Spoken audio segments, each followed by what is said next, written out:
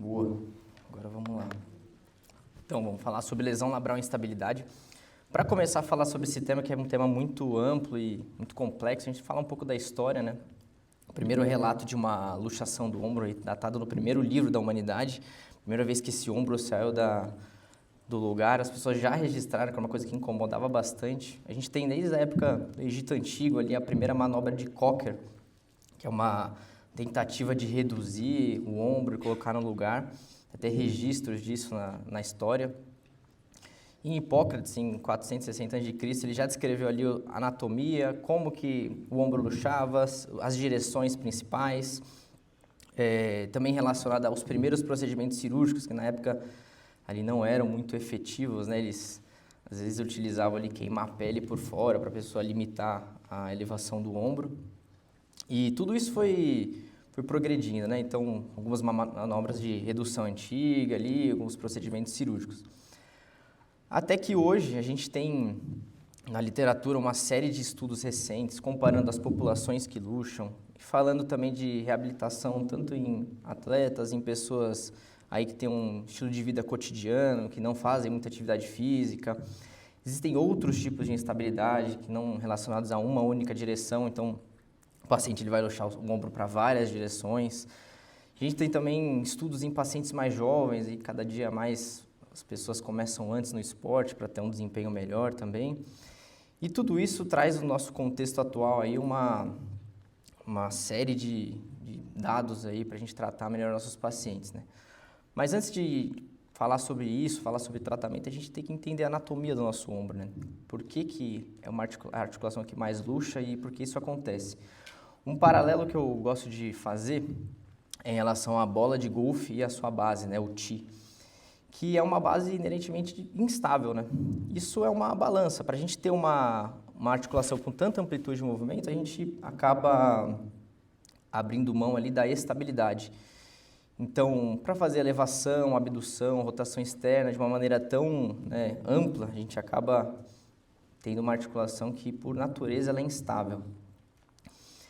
E no nosso corpo é a articulação que tem maior amplitude de movimento, tanto para rotação externa, elevação, abdução. Ela é naturalmente instável.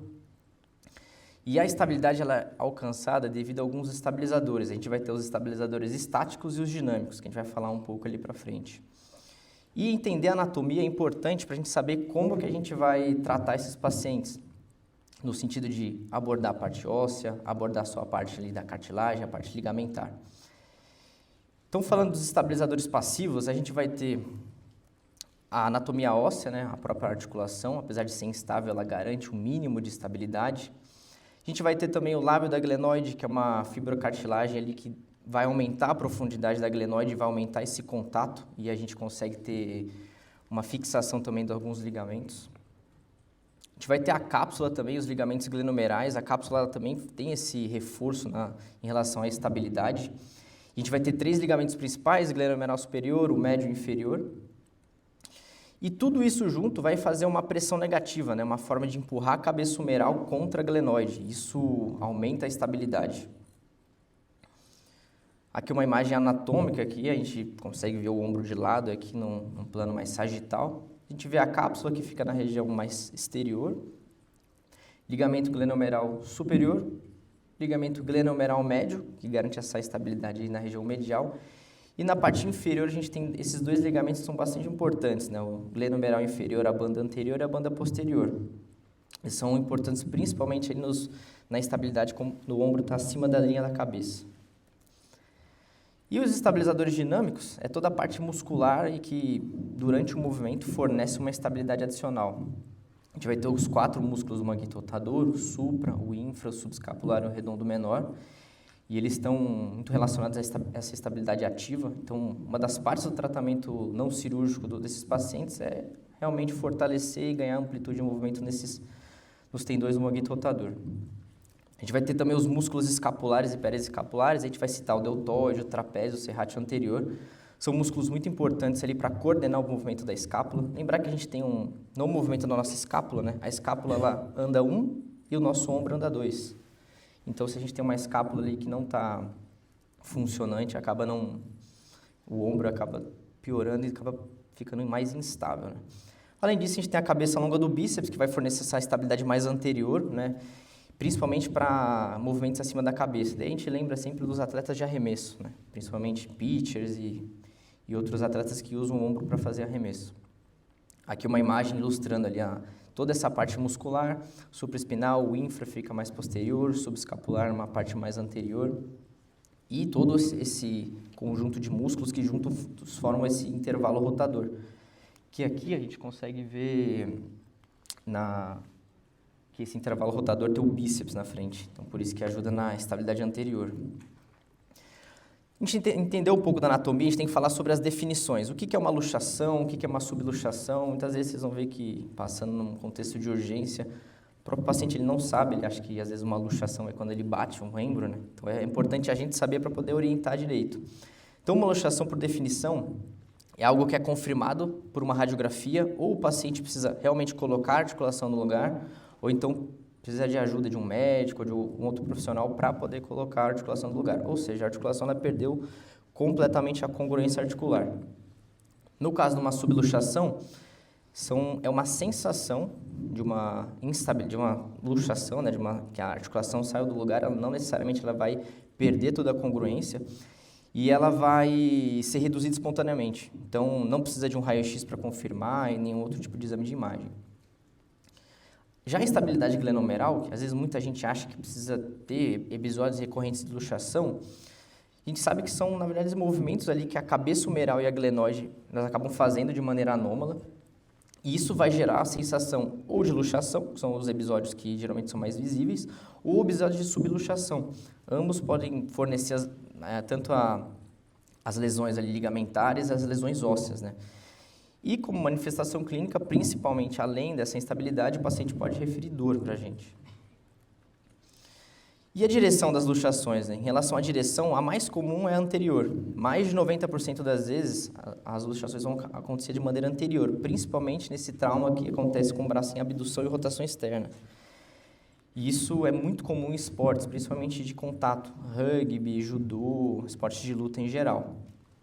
E no raio-x a gente consegue ver dessa forma, né? A cabeça humeral ela fica anteriorizada em relação à glenoide, tanto no AP quanto no perfil. Já a luxação posterior, que é a segunda mais comum, ela representa ali de 2 a 5% dos casos. Geralmente o contexto é um pouco diferente, o paciente vai ter um histórico de crise convulsiva, vai ter um choque elétrico, um trauma, e geralmente o trauma é o oposto, ele vai estar com o ombro aduzido e rodado interno. E aqui é um diagnóstico que precisa de mais atenção, porque nem sempre o raio-x ele é muito claro. Muitas vezes ele vai se apresentar dessa forma aqui, ó. A gente consegue ver que, se passar despercebido, você olha, parece que a articulação está no lugar. A gente, nesses casos, né, tem que sempre fazer pelo menos 2 incidências para a gente avaliar se realmente o ombro está articulado e, às vezes, uma tomografia para a gente ter uma vista de um corte mais axial. A gente consegue ver que a cabeça humeral está luxada para posterior. Além disso, a gente tem a luxação inferior, que é muito mais rara, geralmente resultados aí de traumas de mais complexos, acidentes automobilísticos. O paciente ele vai ter essa hiperabdução severa e geralmente o ombro fica travado, assim, acima da linha da cabeça, né? Porque acaba rompendo toda aquela cápsula inferior, os ligamentos glomerulares inferiores. E o paciente ele vem assim na urgência, ele não consegue abaixar esse braço. Um quadro muito mais complexo. Tem que sempre avaliar lesão do plexo braquial, que está nessa região, que é muito importante. Às vezes o paciente vem com parestesia e alguma lesão neurológica associada. A gente entendeu a anatomia, a gente tem que saber quem é o paciente que geralmente luxa. Então, a gente está pensando aqui em pacientes que têm luxação anterior recorrente. Geralmente está associado aí a homens de 15 a 24 anos, mais comum também em atletas de esporte de contato de arremesso, já citado ali o rugby, o judô. E a gente tem 2 tipos principais de luxação, que são classificados aí por Matzen, né? Ele classifica 2 grandes grupos, que são como se fossem 2 perfis de pacientes diferentes que apresentam essa luxação. O primeiro é o TUBS, que são as luxações que são traumáticas, geralmente unidirecionais, mais comum a parte quando é para anterior, associadas a essa lesão de Bankar, que é a lesão labral. Vou explicar mais para frente para vocês o que é isso. E, em geral, esses casos eles vão precisar de cirurgia para ter uma estabilidade. Pacientes, principalmente pacientes próximos ali dos 20 anos, eles, após um episódio único, eles têm uma chance muito alta de ter uma luxação recorrente. Para vocês terem uma ideia assim, geral de dados, né? Um paciente próximo de 20 anos com um único episódio de luxação, ele tem mais de 80% de chance de desenvolver uma instabilidade. Então, o que é diferente de um paciente ali com 30, 35, que tem menos de 20% de chance de desenvolver. Então, por isso que é muito importante a gente pensar nesses subtipos e grupos de pacientes. O outro tipo que a gente tem esse mnemônico chamado AMBRE, que são os pacientes que têm uma luxação geralmente atraumática, com trauma mínimo, é multidirecional, então está relacionado ali à frouxidão ligamentar. Geralmente acontece de maneira bilateral, isso é bem comum, ele acaba luxando o ombro, mas aí luxa o outro também. Responde bem à reabilitação, então colocando esse paciente para fazer um fortalecimento, uma reabilitação, ele vai bem, ele fica bem, já não é um caso que a gente pensa muito em cirurgia, mas os casos que a gente abre mão ali de um procedimento cirúrgico, a gente vai fazer o reparo capsular inferior, que é daqueles ligamentos que eu falei para vocês, tanto os glenomerais quanto da cápsula, e fechamento do intervalo dos rotadores, que é aquele encontro ali dos tendões do manguito rotador na região anterior. A gente conversou sobre esses dois grupos, a gente vai entender um pouco sobre as lesões associadas, né? O que acontece quando esse ombro, geralmente ele vai para frente? O que acontece, quais são as lesões que estão associadas a isso? São duas principais, né?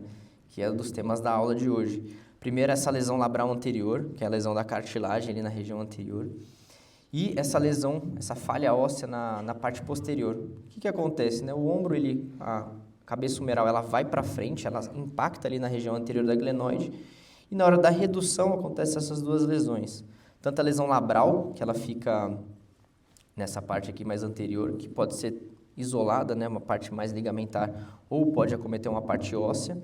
E a gente tem essa lesão posterior também, que é essa lesão, a gente vai dar um nome para ela também, que é a lesão de Hill-Sachs, que é essa falha. A gente tem que lembrar que o osso, por exemplo, ele tem diferentes consistências, né? Um osso de carga, por exemplo, um fêmur, um quadril, né? Ele geralmente é um osso mais rígido. Na cabeça humeral, como são ossos aqui que não tem carga, eles são ossos mais de tensão, eles têm essa característica. Quando tem um trauma, eles podem não necessariamente fraturar de uma maneira de dividir em partes, mas eles acabam amassando, né? Eles ficam com essa falha. E a gente tem, nesses casos, então, a lesão de Bankar, que é uma desinserção desse lábio da glenoide. Quando é anterior, a gente tem essa desinserção anterior-inferior. E pode envolver só a parte do lábio, ou também pode acometer essa parte óssea da glenoide, que a gente vai chamar de Bankar ósseo. Na ressonância, a gente consegue ver, principalmente no corte axial, aqui pela seta vermelha, a gente consegue ver esse destacamento. Essa parte, esse triângulozinho aqui, ó, pretinho, que é a parte do lábio, ele deveria estar aqui, ó, junto da glenoide. Por conta do trauma, houve o destacamento. No corte sagital, a gente consegue ver, ó, aqui, ó, tem toda uma descontinuidade do lábio da glenoide. E além disso, a gente tem a lesão de Hill-Sachs, que é essa lesão que é um defeito posterolateral da cabeça humeral, consequência ali da impacção posterior. A cabeça do húmero ela vai impactar ali na borda inferior da glenoide e vai gerar essa falha, né? Essa falha óssea. Então, a cabeça, a gente imagina, né, ela redondinha aqui. Aqui a gente consegue ver que tem essa falha. Isso é importante porque quanto maior a falha óssea, vocês imaginam que maior a instabilidade que esse paciente pode ter no futuro, né? E quanto mais vezes, mais episódios de luxação ele tiver, maior a chance dele ter outro episódio. E na prática, né, a gente pensa, tem várias lesões que vão acometer esse paciente, a gente falou de anatomia, entendeu sobre a parte anatômica, entendeu dessas lesões ósseas, mas como é que esse paciente ele aparece para a gente na prática? Como é que ele chega, o que incomoda ele suficientemente para ele chegar no consultório, chegar numa urgência e realmente buscar um atendimento? Eu trouxe um caso nosso aqui do grupo, que é uma paciente de 26 anos, ela é judoca da seleção, e ela teve um histórico de trauma durante um campeonato, ela teve uma luxação posterior. Não chegou a luxar, na verdade foi uma subluxação. E depois desse episódio específico, ela começou a ter múltiplos episódios de subluxação posterior durante os outros campeonatos e durante o treino. O mundo dos atletas é um pouco complexo, porque as pessoas acabam sabendo que ela estava com essa subluxação. O que aconteceu nas próximas lutas? Toda vez fazia um golpe no ombro esquerdo dela. E aí ficou péssimo para ela lutar. E além disso, durante os treinos mesmo, mesmos que ela, acabava fazendo esses movimentos, ela acabou tendo esses movimentos de subluxação. Estava incomodando bastante. Cada episódio de subluxação, dor, ela diminuía a mobilidade, ficava uma semana parada, voltava, acontecia de novo. De exame de imagem, tem um achado um pouco diferente, né? A gente falou que o mais comum ali é uma luxação anterior, só que o quadro dela ela tinha uma luxação posterior. Ela teve esse destacamento aqui do lábio glenoidal, na região posterior, né? Um bancar aí reverso, que é semelhante a essa imagem aqui, né? Essa parte aqui que aumenta a área de contato com a cabeça humeral, ela destacou para posterior. E o interessante do caso dela, ela tem um componente também de hipermobilidade ligamentar, ela não tinha uma falha óssea muito importante. Dá para ver aqui que a falha óssea dela é bem pequenininha, aqui na região anterior. Então, discutindo o caso dela, apesar de ser uma atleta de esportes de contato, que geralmente a gente imagina que só um reparo artroscópico não seria suficiente, a gente tentou inicialmente tratamento conservador, fisioterapia, fortalecimento dos componentes posteriores da musculatura. Ela ficou compensada, mas vinha um campeonato, subluxava, não estava sendo muito proveitoso para ela. E a gente, como plano, a gente fez esse reparo artroscópico labral posterior, feito por artroscopia. Pra vocês terem uma ideia geral de como é feito esse procedimento, a gente faz uma visão posterior ainda da paciente. A gente marca aqui as bordas do acrômio, a borda lateral, aqui a borda posterior. Mais ou menos ali de 1,5 a 2 centímetros para inferior e para medial, a gente faz esse primeiro portal, né, que é o primeiro corte para colocar a visualização da artroscopia. Então, o portal que a gente faz a visualização. Entrou com o artroscópio, a gente, sob visualização direta, a gente faz o portal anterior. Então, aqui delimita aqui a borda lateral do acrômio, aqui a região do coracoide, mais ou menos um pouco lateral a região do coracoide, a gente faz esse segundo portal, que é esse portal de inspeção inicial. Aqui tem um vídeo para a gente dar uma olhada, os dois portais já feitos. A gente consegue ver que, né, pelo portal de inspeção, a gente consegue ver que o lábio anterior dela estava estável, ele está bem preso ali à glenoide. Esse é um aspecto normal, assim, para vocês terem uma base do que é um lábio normal e bem posicionado.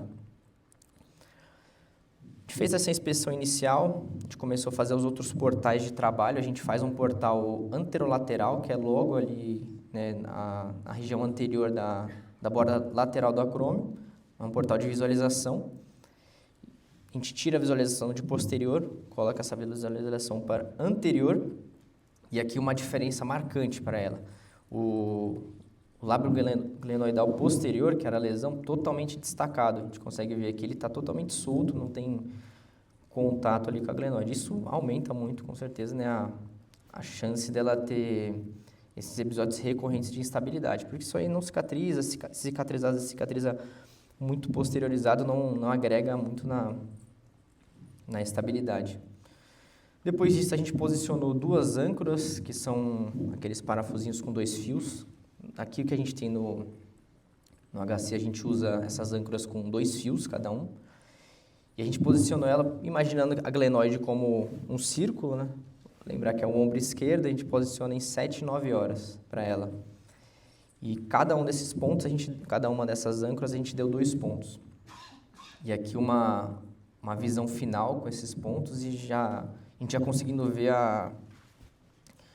o lábio glenoidal muito diferente daquela outra imagem, ele já está todo preso aqui, né? A gente deu ali 4 pontos no total, ficou preso. A gente optou por botar só 2 âncoras, lembrando que é um atleta de alto rendimento, ela não pode ter o braço rígido, né? Isso seria ruim para ela. A gente poderia até pensar em colocar 3 âncoras, mas esse ombro poderia ficar um pouco mais rígido, né?